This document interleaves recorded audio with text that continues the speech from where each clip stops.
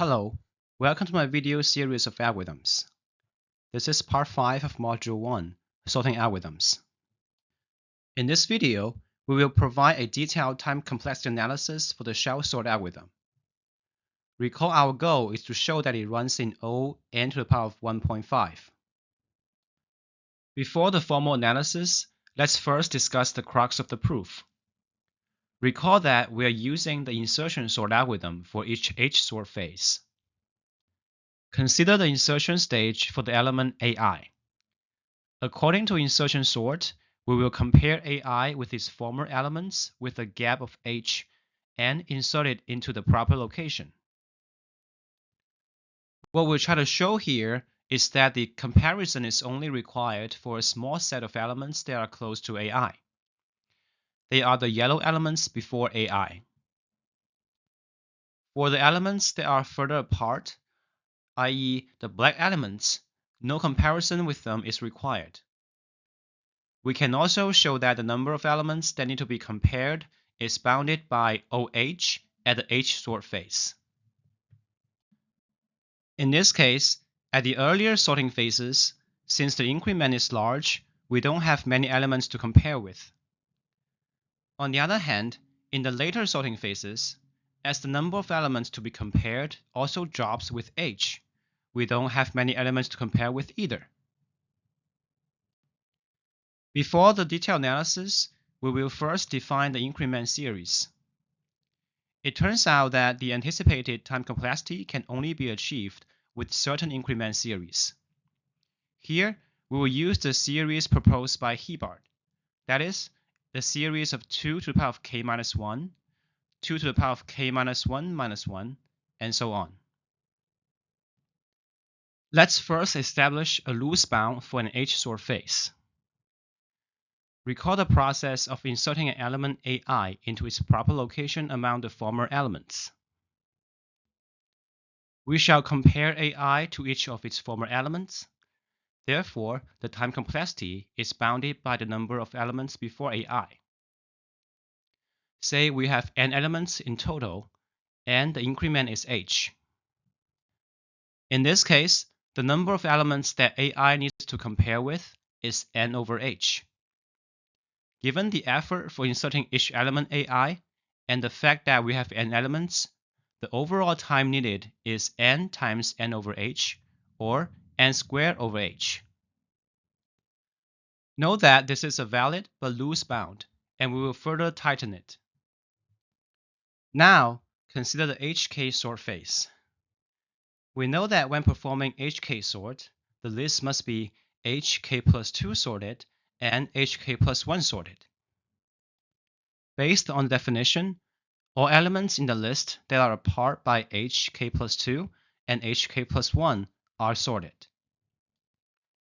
It is not difficult to see that elements that are apart by a non-negative linear combination of HK plus 2 and HK plus 1 are also sorted. By non-negative, we mean the coefficients are all non-negative. For example, consider a list that is 5 sorted and 3 sorted.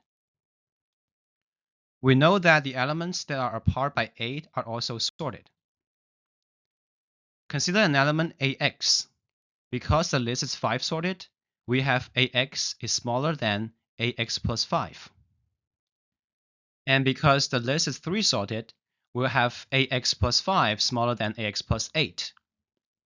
Then, by transitivity, we know AX is smaller than AX plus 8. Now, let's go back to the insertion of AI in the HK sort phase. From the previous lemma, we know that for all AI minus P, if P can be written as a non-negative linear combination of HK plus 2 and HK plus 1, then AI minus P is smaller than AI. It means that we don't need to compare AI minus P and AI because they are already sorted. Consider HK plus 2 and HK plus 1, which are 2 to the power of k plus 2 minus 1 and 2 to the power of k plus 1 minus 1. Based on Euclid's theorem on the infinitude of primes, we know HK plus 2 and HK plus 1 have no common divisor. And based on Bezel's lemma, any number can be expressed as a linear combination of hk plus 2 and hk plus 1. Know that we need a non-negative linear combination.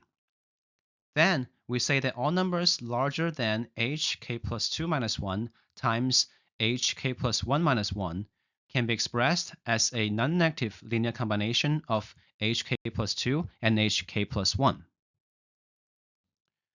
We express hk plus 2 and hk plus 1 in terms of hk. Then we can simplify the term hk plus 2 minus 1 times hk plus 1 minus 1 into 8hk squared plus 4hk, which becomes the lower bound for p. That is, when p is larger than 8hk squared plus 4hk, we will have ai minus p smaller than ai.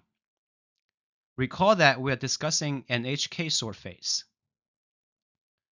In this case, we divide the range width 8hk squared plus 4hk by the increment hk and obtain 8hk plus 4 as the number of elements that need to be compared with ai for its insertion. This is the linear bound we have established for the number of comparisons required by the insertion of each element. In the context of pseudocode, it says that the innermost for loop will iterate for at most 8h plus 4 times, where h is the increment of the current phase. Now, going back to the visual summary of the analysis, we can fill out the specific expressions. The last step is to use the above bounds to establish the overall time complexity of the algorithm. We break the phases of the algorithm into two parts. Each part contains half of the phases. For the early phases, we will use the loose bound we established earlier in this video. For the later phases, we'll use the tighter bound established just now. And we sum the bounds for each phase over all phases and simplify the expression. To further simplify the expression, know that the increment of the middle phase, or ht over 2, is similar to the square root of the first phase ht. You can derive it easily from their definitions. We then plug in ht over 2 is in O square root n into the expression and get a time complexity being O n to the power of 1.5. In summary, we have analyzed the time complexity of shell sort in this video and show that it is O n to the power of 1.5. The analysis process includes several theorems in number theory, which is out of scope of this video series. We include the references to the theorems here, and you can take a look if interested. In the next video, we will discuss the heap sort algorithm. Thank you for watching, and see you next time.